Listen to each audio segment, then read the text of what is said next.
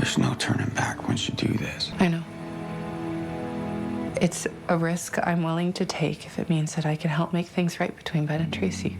Sullivan's Crossing just ended its 4th season, and I honestly did not expect the finale to make me feel the things it made me feel, because I went in expecting a resolution, a declaration, something definitive between Maggie and Cal after everything this season put them through.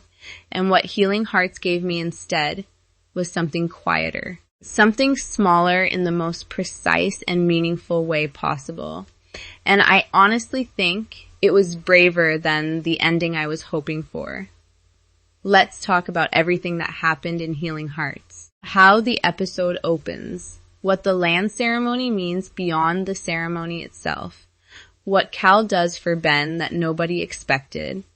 What Quincy says to Maggie that changes the entire shape of her future. And why the decision Maggie makes in this finale is not the one most fans have been predicting. Because this episode is not about who Maggie chooses. It is about what she chooses. And those are completely different things. First, the morning of the ceremony. And the first honest conversation of the episode. The episode begins with Maggie arriving at the outpost and meeting Danny. Danny and Frank take off to set up the tent for the party.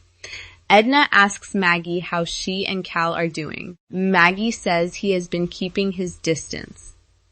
She really wants to fix things, but does not know how to do that if he will not talk to her. Edna says she is sure he just needs some time. And I want to sit with that exchange. Because after everything that happened in episode 9, after Cal told her to pack her things, after Liam left with the divorce papers filed, after Maggie stood at Cal's door and said the most honest thing she has said all season, Cal keeping his distance is not a surprise, but it is still painful. Because Maggie did the thing she has been avoiding all season. She showed up without conditions. She offered herself clearly, and Cal is still not ready. And the episode begins in that space. In the gap between a woman who has finally stopped running and a man who is still deciding whether to stop hurting, Rob offers to help Amir and Sydney prep for the lunch rush. They tell him it is already done. They came in early to make sure everything was set up for the party. Rob says he will prep the potato salad. Sydney says they are going with cucumber and tomato salad. He says he will get the cutlery to the hall. And I love this moment more than it might seem to deserve. Because Rob offering to help and being cheerfully redirected is the show doing what it has always done best. Using the community at Sullivan's Crossing to hold the emotional weight of the larger story. Everyone is showing up for this ceremony. Everyone is doing their part. The crossing taking care of itself while the harder human conversations wait.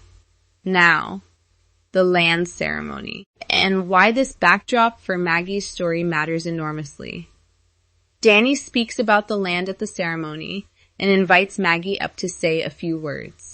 Maggie says she wishes Sully could be there, but her family made a promise to the nation to protect their land. This is a relationship she values, and even though they will not always get it right, they will not stop trying. And I want to stop on that sentence. Even though they will not always get it right, they will not stop trying. Because Maggie Sullivan standing at a microphone at a land ceremony and saying those words is not just talking about the land. She is talking about herself. She is talking about what she has been getting wrong all season and what she intends to keep trying at, regardless. This is Maggie publicly committing to something even when she cannot guarantee she will be perfect at it. And I honestly think that speech is the show's way of telling us what Maggie's difficult decision actually looks like. Not a dramatic private declaration. A quiet public one, made in front of the whole community. I am here.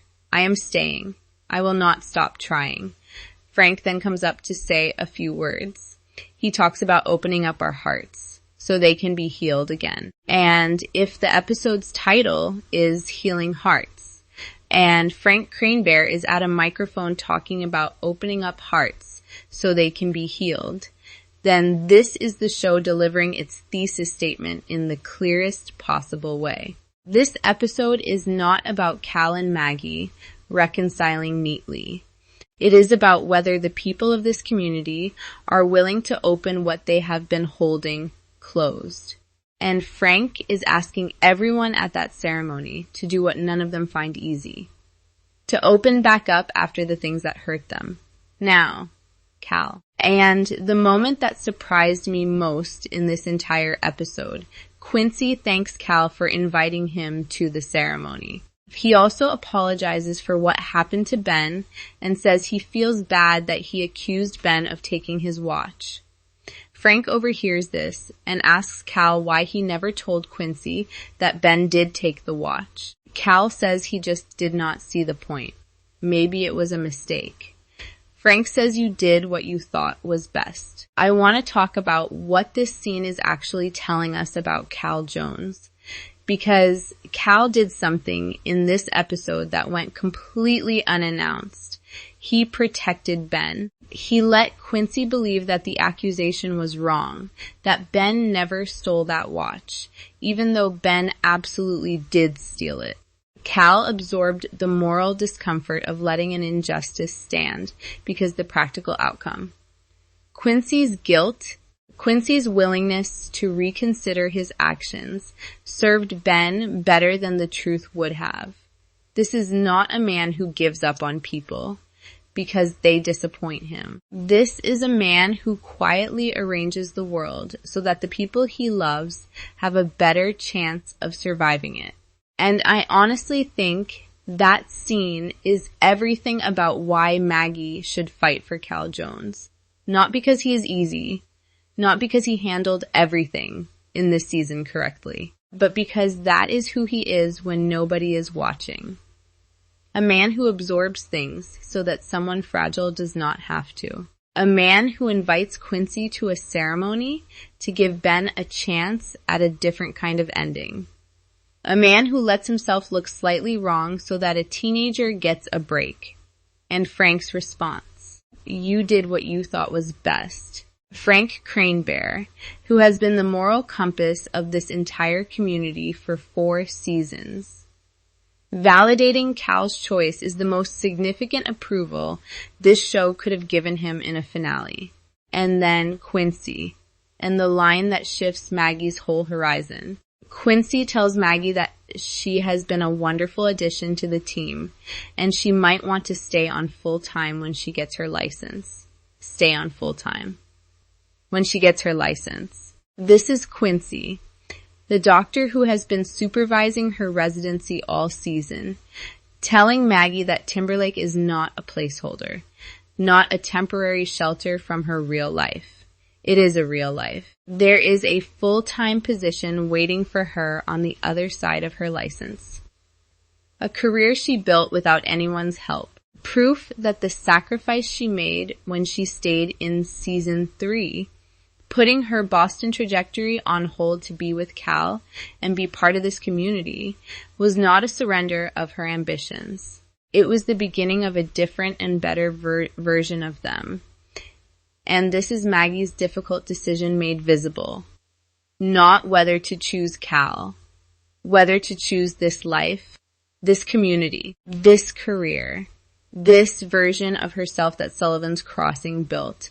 And I honestly think she says yes to all of it, not because Cal is waiting on the other side with open arms, but because she has finally stopped treating the crossing as the place she landed by accident. It is the place she chose. And she is choosing it again. The ending is deliberately open. The finale goes big on urgency and personal conflict, yet somehow circles back to square one, making it the kind of ending that leaves viewers somewhere between invested and mildly annoyed. Frustratingly incomplete by design. Cal and Maggie do not tie everything up neatly in a final scene that gives us everything we wanted. The show trusts us to understand that two people who clearly belong together are not always ready at the same time. And that is not a failure. That is the truth of how love actually moves. Whether Sullivan's Crossing returns for a season 5 has not been officially confirmed, but the ratings have been climbing throughout this run. The finale was structured to leave stories open. Maggie's full-time medical position is waiting. Cal's walls are still standing, but visibly shaking. Ben and Tracy are still out there somewhere in a system that does not always protect the people most worth protecting. And the crossing is still standing on land that now belongs to the people it was always supposed to belong to. This show has earned a 5th season. And if it gets one, everything this finale planted quietly and carefully is going to bloom in a way that makes season 4 look exactly like what it was. Not a conclusion. A foundation. Sullivan's Crossing Season 4 finale Healing Hearts airs June 22 on the CW in the United States at 8 p.m. Stream it free the same day on the CW app. Seasons 1 through 3 are on Netflix right now if you are just finding this show. And if you are already 4 seasons deep and feeling the specific kind of wonderful frustration this finale was designed to deliver, you are exactly where this show wants you to be. Drop a comment and tell me, do you think Maggie's decision to stay is enough for Cal to open back up? And do you think Sullivan's Crossing deserves a season 5 to finish this story properly? Because after watching Cal protect Ben at that ceremony without saying a word about it, I honestly think the show has more to say. And I want to hear all of it.